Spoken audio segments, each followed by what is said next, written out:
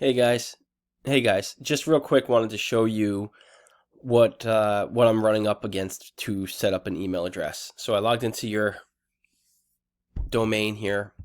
You click on JA Home Buyers,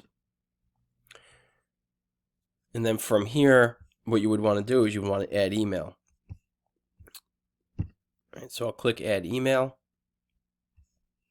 and you see here the only option that I have on this page is to pay for one. So if you want to go that route, that's fine, but just know it's going to be a monthly fee to add an email address, chris@jahomebuyers.com. And that's for personal. If you wanted to do business and get 5 email addresses and more storage and et cetera, it's more. All right, so that's what you'd be looking at just to add one personal email address. The other option is you click here, I want to use a different email solution.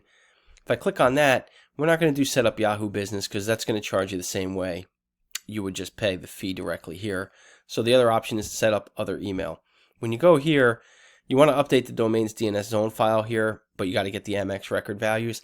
I'm not familiar with this personally to do this, so I was willing to click on this to figure it out, but when you click on it, it brings you to a 404 page. So it's a rabbit hole I really don't feel like jumping down right now because it's not my thing. I'm not really familiar with it in the first place.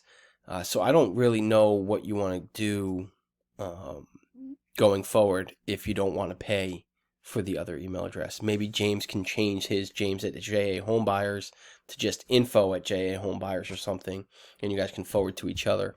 But to be honest, I don't even know where that email is.